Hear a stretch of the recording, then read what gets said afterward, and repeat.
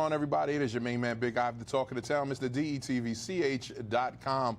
And there was a lot of action today down in Dover, so I had to call a good friend and a good resource to let us know what's going on. So today in the studio, I have the first district, and if you don't know him, you should know him. Like Nnamdi Chukwocha here, the representative for the state, and he's here to talk to us about what happened down in Dover, because we want to make sure that we give you all the information and the resources of what's happening here in Wilmington and beyond, and in the state of Delaware. Brother Nnamdi, how you doing today? I'm good, bro. Thanks for having me. Well, I appreciate your time and space.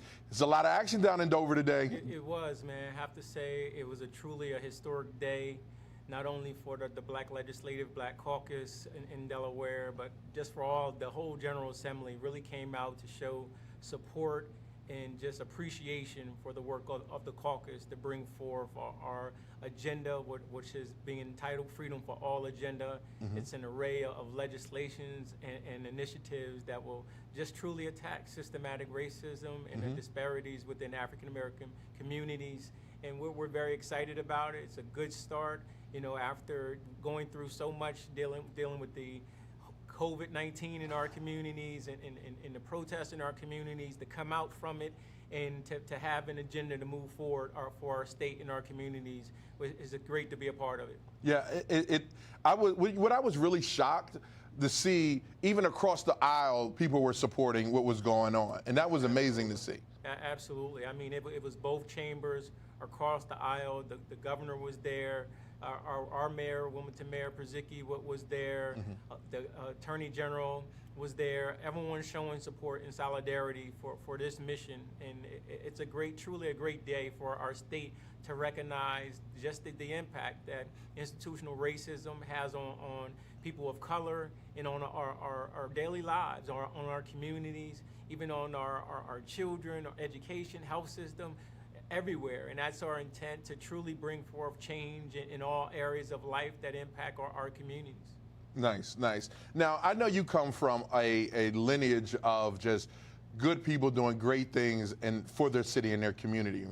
And even in your name, it says it wraps it all up. Absolutely. And can you tell people what that means? I know what it means, but can you tell people what your name means? Yes, Nnamdi is an Igbo name from the Nigerian culture, and it means my father's within me. And of course, my father is William Hicks Anders, and it means that I carry my father with me. And my last name is Chukwocha, which is my father-in-law surname. So I adopted that name when I married my wife, and that means in the light of God. And just like my father was a pillar here in our community in the Vutubowo village of Nigeria, my father-in-law was the same way. He was a school teacher and really cared for the community and sacrificed. So my name, every time it's said, it brings to bear the greatest two men I've ever touched and impacted my life personally. And I'm glad to carry on their legacies. Awesome, awesome. That's what it's all about, carrying on the legacy. And the legacy of your father is unmatched. Yes, like, sir. Definitely a great pioneer within the Wilmington history. Now, it was two things that was happening down Dover today, and that was police reform and a bill that was introduced. Let's talk about the police reform first. Well, there are a few different initiatives as a part of the Freedom for All initiative.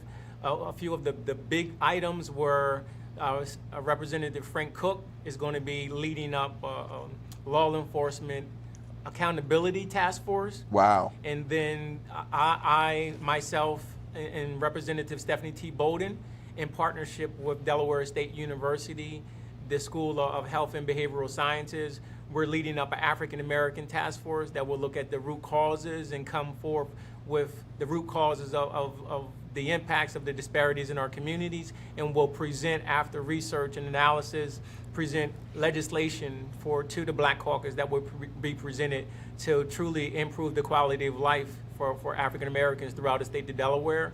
There were a few various bills that were presented today, different leads. Representative Mimi Brown, she's sponsoring a piece of legislation. You may, this past week, there were some juveniles who were, pictures were shown after on 13-year-olds I believe in 12-year-old were on the front page of the newspaper or online coverage, Yeah. released after they were detained from what people said looting and stealing.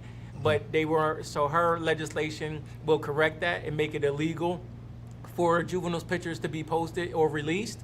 There is another bill which I am leading. It's about chokeholds, making chokeholds illegal for law enforcement officers. And if they do utilize them, the punishment will be a Class A felony. Wow. I'm sorry, Class C felony. Okay. And we are just grateful for the opportunity. Other bills include looking at the officers' code of the Bill of Rights for police officers. And Senator Darius Brown, he's leading a very big initiative that deals with investment, community and business investment in our communities, as far as the economics and economic improvements of our communities, from housing, economic development for business, and then for the community overall. Wow. And that's Bill 191, correct? I'm not. I'm not exactly certain of that bill number. Okay. But there is one big bill that is being presented, maybe 191, Okay. and that deals. I guess one of the other big core areas of the Freedom for All initiatives deals with the Equal Rights Amendment, and that may be that bill, which is the Equal Rights Amendment, to change our Constitution, Right. so that African Americans are included in as a protected class in our state constitution. So that is a bill that would take to General Assembly. So we're introducing it now in the 50th, and hopefully to pass it in the next session on 151st. Okay, great. I want to talk about your bill and Frank Cook's bill, definitely, accountability. Yes. Let's talk about your bill about the chokeholds. Tell me a little bit more about that.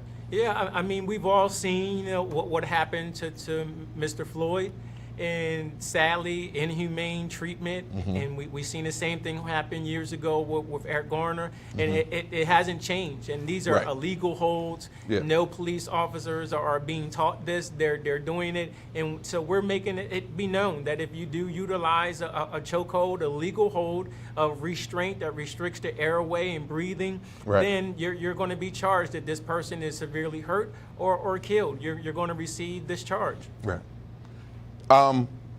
With Frank Cook and his accountability, it was shocking, and you could see the passion in his face. Yes. When he, being a former police officer and now being the head of this task force. How do you think that's going to pan out? I mean, as you just said, Frank's passion, anyone who knows Frank knows his history of as a Newcastle County policeman, was very well respected. I mean, also working with the unions and so many different things, the review boards for officers' misconduct. So he's well known, and this is not just no new territory for Representative Cook. He's there, and truly to bring about accountability, to make sure that the voices of our communities are heard. And that task force, I mean, I maybe 20 bullet points under that. I mean, it's so heavy. I know one of the key things that were listed in Dover, there was the police officer who kicked the African-American male was fired, and then he went right down to, I believe, Maryland or somewhere and received a job or tried to get a job, and then they found out about it. So here, one of the things under that accountability would be to create a no hire list, so that if you do something on any of our police forces in this state, then that will go carry with you. And it's not something that you're just going to do it here in this police department and be able to go elsewhere. No, we're going to make sure you carry it with you. Wow, and that's what they're going to do. They're going to carry it. Yeah, absolutely. They're definitely going to carry it. Let's talk about the impact. What do you think about the impact that this is going to play on policing? Hopefully, we all know, and I'm a big proponent and supporter here in Wilmington. We've had, over the past 4 years, great working relationships with our chief, our police chief, Chief Tracy, and the mayor. When he came in, really brought this community policing attitude, and not just one unit for community policing, but every officer's community policing, having the opportunity. Our chief attends community meetings more than people in the community. He's always in community meetings, having that relationship. So I think this is just another tool to help us begin to show that the ways in which we can change what policing is, because policing is a part of the community. It's not something that's heaped upon the community, but it's a part of the community, our everyday action, just like schooling our children and just like picking up litter. Policing is a part of it, and it's not just the police officers, it's also the community who have a role. And the more we continue to do that by strengthening, which is another part of Frank's task force, is about strengthening community policing efforts throughout the state. So we really believe it will have a huge impact on the way that our communities are policed, but mainly important about the engagement between our officers and our communities. That was my next. That was the perfect segue into my next question. What do you think this impact is going to be on the community? That was my next thing. I mean, we've had it so long. One of my younger cousins, he and I were on the phone today, and I received a letter from one of my cousins who's unfortunately away from us right now, and he sent me a letter and just telling me how he's changing being locked up, and my other cousin was saying to me about the way our community is policed and interactions he had, and we started going from that letter into this bigger, broader conversation about there's time for change.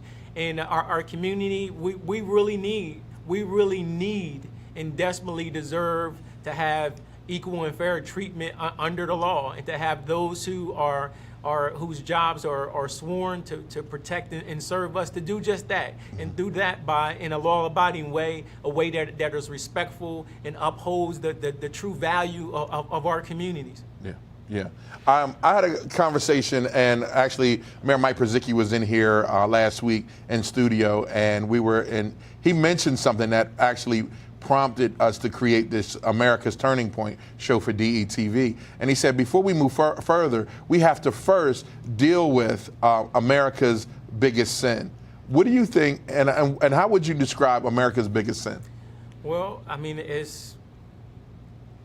if you mean by sin something that was done as in racism, the whole... It's there. I mean, our biggest sin, I think the biggest sin ever in the existence of humanity on this planet has been the period of enslavement. What was done to African Americans being brought here in the form of chattel slavery that we had here, that took the humanity from individuals, and for 400 years just made them cattle, made them pieces of property. And then after that, trying for a few years with Reconstruction and getting it right, only to fall back into Jim Crow and a new system of slavery and segregation. So there are so many sins that system of injustice and racism, the way it has become a part of American life, from our schools to our just outright communities, the way we're policed, the over-incarceration, the saturation of our communities with drugs and guns, the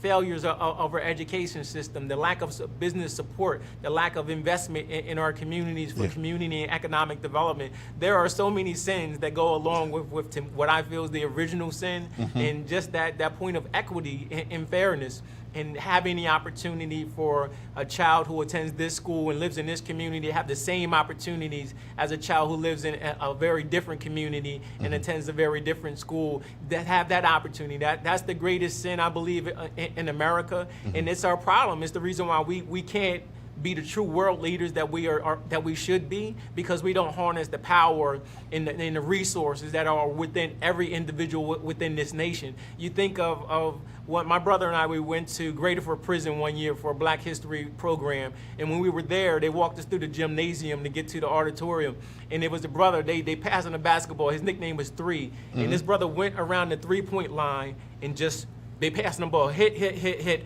had at least made 20, 21 shots before he missed any three-pointers. And this is a brother that's sitting in prison, the same prison that Nora Hopkins was from. So you think of that talent and is locked away in prison, how we begin to cultivate, and that's just dealing with athletics. You know how many mathematicians and how many authors and filmmakers and singers, songwriters, poets are locked away. All of that creativity, all of that investment that should be going to make our nation greater is being wasted. It's being wasted, it's being killed. As we say, my brother and I, dreams are illegal. They're taking our children's dreams, and their dreams lie aborted on city streets. So it's time for us to give that hope again. again to inspire not only certain segments of America, but inspire all of America, and truly say to African American communities that we have your best interests at heart, and we want you, we need you in order for this country to grow and reach its full potential. The name of the show is called America's Turning Point. And right now, we see that this crazy shift that's happening. We have everyone speaking out against racism, systematic racism, inequities. What does this look like to you? What do you see in your vision, in your eyes? Like, how do we move forward? How do we create this amazing amount of change? I mean, it's been long-standing, and what hits my heart is the work that needs to be done. You know, many years ago, 2008, many of us thought that true change that we needed was getting former President Barack Obama elected. We thought that was the change. We thought that was what we needed. We didn't realize it was a whole bunch of work that goes along with this. Right. Even with these priorities and legislative agenda we presented today, that's not the end. This is nearly the beginning. We're opening the door to say, let's get down to work. Right. And that's what's needed. I think we're at that point of individuals need to stop saying this or thinking it's all about words and pumping your angry fist in the air, and realize it's little things that each one of us can do to make things better. It's the work of our community that will bring forth the change, and all of us advocating for that change and moving in the same direction. That's what's needed more than ever. We need to truly understand the work that needs to be done, and understand that everybody is needed on this battlefield, everyone. When you say everyone, Brother Nnamdi, who are you talking about, everyone? Who's everyone? Everyone, from the father who isn't involved in his child's life, to the mother, single mother, to the postman, to the teachers, to the social workers, to our ministers, to the children who feel I have no one to turn to. We all have a role to play. Our community centers, our city, our legislators on every level of government, really understanding and appreciating the time that we're in, but realizing that, again, it's work that needs to be done, and on every level. And it begins with all of us as individuals. It begins with us inside of our own homes, inside of our own communities, inside of our institutions of faith, our nonprofits, inside of our fraternities, sororities.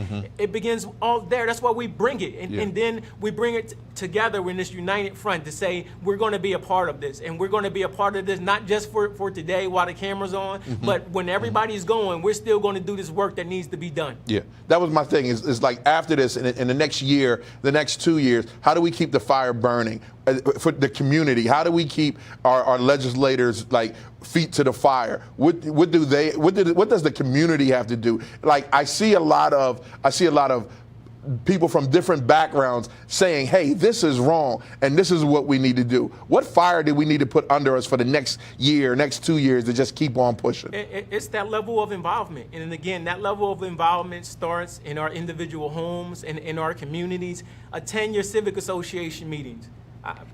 That's the first thing we can do. You know, we can talk about the big change all the way up in the sky, the federal level and things but it starts in your own community, We have so many civic associations and neighborhood planning councils where it's all our elders who sit there. Nobody my age, nobody younger. Right. We need them to be a part of those. Those are the basic level of taking the voices of your community to the next level. City council and county council, and then to the state governments. That's where it starts. So being involved there, it's truly needed now more than ever. That's where the basic needs of your community are voiced. And if you don't understand that, then you can't possibly understand true systematic change, because it starts there. Right. And so we need individuals to come out, be involved, be a part of true change. I remember when I was as a young man, my father, in the work he used to do with Title I.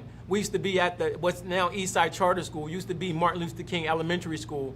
But he would have parents in their auditorium full about meetings about Title I and about things that was going on in Riverside, in the East Lake community. And we were there. Right. We were there. The only time you see that type of sports, engagement today and with those crowds, or something about sports.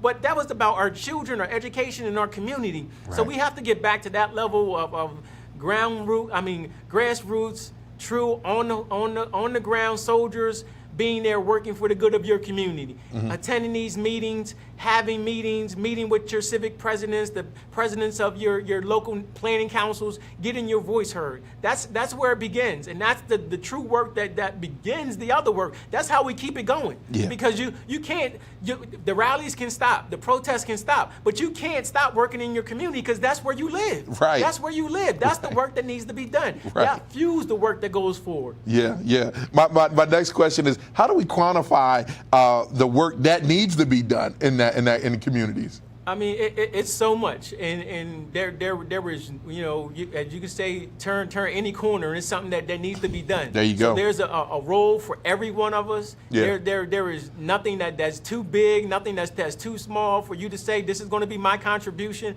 Come, participate, be involved in your community, be involved. We need you. Our communities need you. This is the way we continue this effort. This is the way we don't allow this momentum to just dissipate, to evaporate on the hot sidewalk. We can't allow that. And the way we don't is by doing the work that's behind it. Right, right. So what are you going to do to use as a guide points to measure the success of these initiatives? Well, I think a lot of them being able to get them passed. And as one of the key points, again, I mentioned that our task force is working with Delaware State University. Yeah. And that task force, our goal is to create not only legislation, but also to create community action plans and implementation strategies that will support the legislation. So it's well-rounded. It's a very holistic approach to community development and to support the growth of our communities. Very holistic, and it addresses systematic racism. But it brings everybody together, and there's a role for everyone, including our institutions of higher learning, our schools, again, our community centers. Everybody's involved, and when we all are involved, it's not about pointing the fingers at your legislators, because we all have a role. Right. This isn't just 8 members of the Legislative Black Caucus trying to fight. No, it's all of us coming together. Yeah. It's all of us coming together, doing our part to ensure that these legislative initiatives and task force are implemented, and that they're receiving the guidance and support from our communities to make them successful. Yeah. At what point did you, when you turned on TV and you saw, or even, what did you think when you saw in Washington, D.C., Black Lives Matter on the street? Well, as an artist, there were a couple summers ago, we did the same thing. We didn't paint a street, but we painted a wall. It was after a murder in West Center City, and we painted a wall there, and it was our children. It said #Our Lives Matter. And I will never forget that. I'll never forget the children's faces who helped us black out that graffiti-filled wall and put that statement there. So I know what it means. I felt the same pride when I seen the mayor of D.C. have that put there. I felt the same way, that we're saying a statement for our communities. I felt she was saying that to her city, and knowing that the eyes of the nation are on her city, on that avenue. I thought it was poignant. It was very well done. And as an artist, the power of art.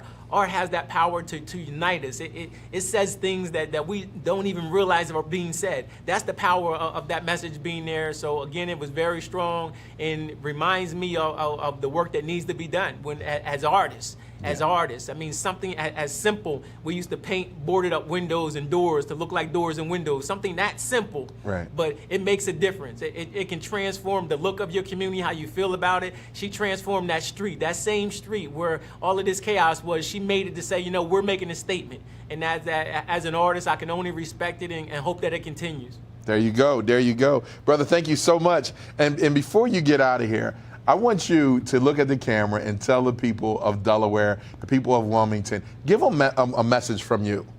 I'll just say my true message and what I feel is that our lives matter, and it's not just mattering when we're killed by a white police officer. Our lives matter every day. In our community, the community violence, our lives matter, our children's lives matter. Inside of their schools, we have to be more active and involved. We need mentors inside of our schools. We need to step up and support our nonprofit organizations. And you see your faith-based institutions, call them out. Let's get them involved in the work that needs to be done in our community. We all have a role, because in order for our lives to matter to anybody else, first they got to matter to us. We have to matter inside of our community, and and it's not something that you say. It's something that you show through your actions. When we care for one another, when we support one another, when we're truly doing the right thing by one another in our own communities, then that's when we'll say that we're making a difference, and that's when we'll know the work that needs to be done is being done and is being felt in our hearts and is being passed on to our next generation in the way that it should be. Awesome. Thank you again, Brother Nnamdi. I really appreciate your time and space and you for coming out the day of. And I immediately called you like, bro, can I get you to come to the station to talk about what happened? Thank you. So if you're tuning in, make sure you tune in tomorrow night. I have Senator Darius Brown coming and to talk about his bill that he has on the floor. Is there anything that else you'd like to say, Brother Nnamdi? Just thank you. You know, I like many was home and on the internet, seeing a lot of the footage you were putting up of what was taking place in our communities. It gave us the opportunity to see the emotion of our youth, them wanting change. As a young man who grew up in a house with a father who was directly involved in the 1968 riots, he was one of the ones who, after the riots, we had a pass system, almost like apartheid, where you had to have a pass to go through certain communities, and my father had a pass. Wow. And so I heard these statements. I grew up with talk about the riots. My Uncle Larry, peace be upon him, used to talk about, he worked at the grocery store, and the windows was bust out, and they firebombed it, and he was the grocery boy. So he was like, man, they ruined my job. And so I grew up with these stories, and so to see the impact in today's movement, we understand that what has changed and what hasn't changed, many people don't know. We used to have a bank in Western City, you know, and we lost so much. We lost so much due to the riots in 95, just dividing our city. We need to truly have the opportunity to bring our community back together, to heal our community, to heal our city, and move forward. We're healing our state and doing the work to move our nation in the right direction. There you have it from Brother Nnamdi. It's your main man, Big Ive, the talk of the town, Mr. DETVCH.com. Thank you for joining this special edition of America's Turning Point. We created this for Good Morning Wilmington, but it's so powerful that we had to have it in the evening also. So stay tuned tomorrow. I'll see you tomorrow at 7 o'clock, where we have Senator Darius Brown talking about his bill that he has on the House floor. All right, I'm out of here. I will see you on the other side. Go to DETVCH.com. Follow us on Facebook, follow us on Instagram, and that's all I got for you. All right, be well. Wilmington strong.